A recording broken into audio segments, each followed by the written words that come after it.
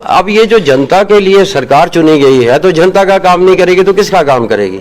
तो अगर नहीं करेगी तो फिर जनता के पास और कोई ऑप्शन नहीं है। जो दीवान साहब ने कहा कि हम धरना भी दे सकते हैं, हम रैली भी कर सकते हैं। चैलेंज है सनी जी हमारा, ये सिर्फ धर्मशाला का चैलेंज नहीं है, ये इस वक्त नेशनल चैलेंज है। और उसका सबसे बड़ा कारण जो है वो हम लोग जो सिटीज़न हैं वो वीक हैं।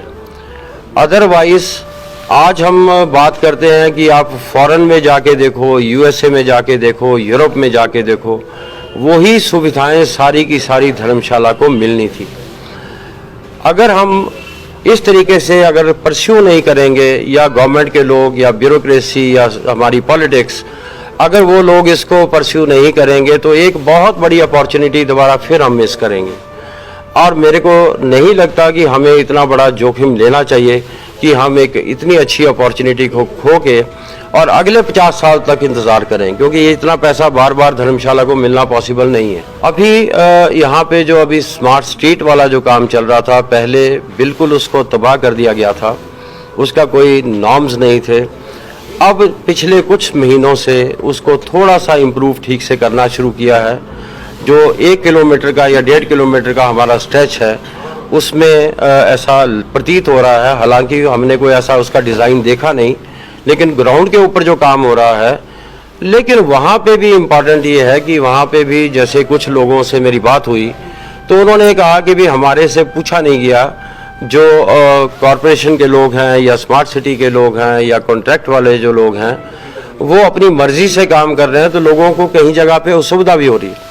इसमें सोचा यह गया था कि लोगों के साथ मिल के उसको करें, क्योंकि एम जो है किसी को नुकसान पहुंचाना नहीं है, एम पूरी जनता को फ़ायदा पहुंचाना है। क्योंकि धर्मशाला के लाखों लोग जो हैं उनका नुकसान ब्यूरोक्रेटिक नेग्लिजेंस या ब्यूरोक्रेटिक लेथार्जी की वजह से लोगों को नुकसान नहीं पहुंचाया जा सकता, इकोनॉमी को नुकसान नहीं पहुंचाया जा सकता। इसके लिए मैं चाहूँगा कि वो इमीडिएट एक्शन करें। तीसरा इसमें इम्पॉर्टेंट है, जो स्टेट शेयर है उसको भी लाने के लिए इमीडिएटली काम करना शुरू करें, ताकि स्टेट का जो 50% शेयर है, और ये जो फ्रॉड धर्मशाला के साथ पहली सरकार ने किया था, जिसमें ये कह दिया कि 90-10 होगा, लेकिन सेंट्रल गवर्नमेंट का शेयर जो है वो 500 पे कैप कर देंगे। 90-10 के मुताबिक सेंट्रल गवर्नमेंट को 900 करोड़ देना चाहिए था, लेकिन आज इसका जो है प्रोजेक्ट का कॉस्ट ही कम हो गया, अब ये 450 करोड़ पे कैप हो गया। तो इसके लिए भी आगे कार्रवाई करने की ज़रूरत है। जन चेतना के माध्यम से और बाकी सिविल सोसाइटी के माध्यम से इन चीज़ों को हम आगे भी उठाएंगे। और कॉरपोरेशन के जो हमारे एमडी हैं स्मार्ट सिटी के या कॉरपोरेशन के लोगों से मैं अनुरोध करूंगा कि इसके ऊपर काम करें।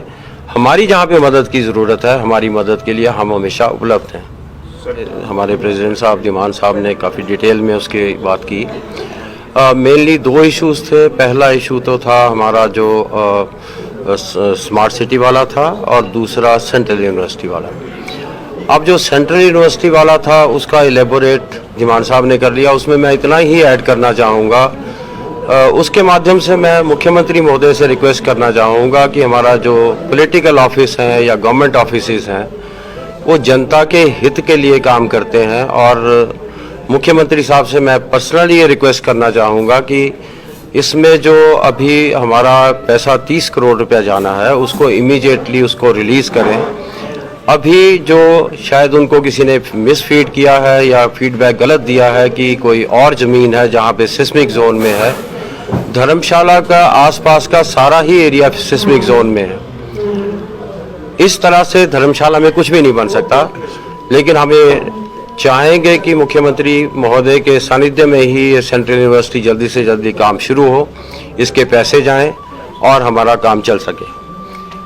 दूसरा एजेंडा स्मार्ट सिटी का था, जिसमें जन चेतना के मेंबर्स और हमारे प्रेसिडेंट साहब और साथ में कुछ मेंबर्स जाके कमिश्नर साहब से मिले थे, और कुछ काम में तेज़ी आई है। इसके लिए जन चेतना से सराहा भी गया कि इस तरीके से स्मार्ट सिटी के काम करने चाहिए, और इसके लिए जन चेतना का पूरा सहयोग हम देने को तैयार है।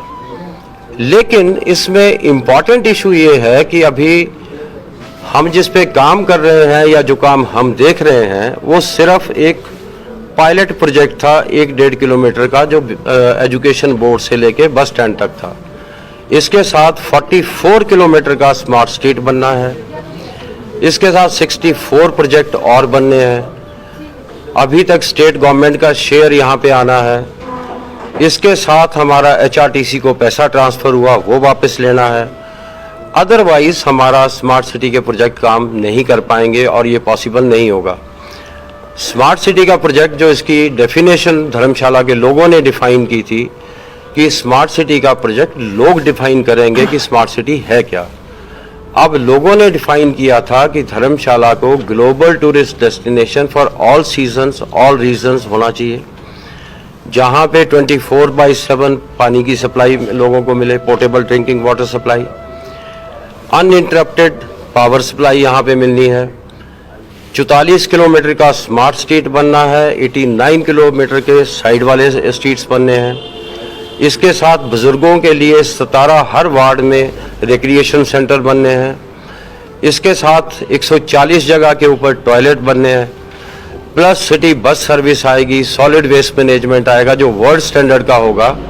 तो इस काम को करने के लिए मेरा अनुराग चंद्र जी से, जो हमारे जूनियर भी हैं और हमारे कुलीग भी हैं, मेरा उनसे रिक्वेस्ट रहेगा कि इसकी अगर कोई प्रपोजल को निकाल के देखें तो ये सारे प्रोजेक्ट उसमें मेंशन हैं। अगर ज़रूरत पड़ती है तो हम उनके पास भी जाने को तैयार हैं, वो हमारे पास भी आ सकते हैं और हम उनको गाइड भी कर सकते हैं, उनको सलाह भी दे सकते हैं और उनको जानकारी भी दे सकते हैं। लेकिन कोशिश ये करनी चाहिए, जैसे आज दीवान साहब ने भी कहा कि अधिकारी को, और मेरा भी एक सीनियर ऑफिसर होने के नाते उनको एक सुझाव रहेगा कि अगर वो धर्मशाला में स्मार्ट सिटी को हेड कर रहे हैं तो अपना एक छाप यहाँ पे छोड़ें। एक बहुत रेयर अपॉर्चुनिटी है किसी भी ब्यूरोक्रेट के लिए, किसी भी एडमिनिस्ट्रेटिव ऑफिसर के लिए, कि इस किस्म का प्रोजेक्ट को इंटरनेशनल स्टैंडर्ड का बना के अपना नाम यहाँ पे छोड़ें।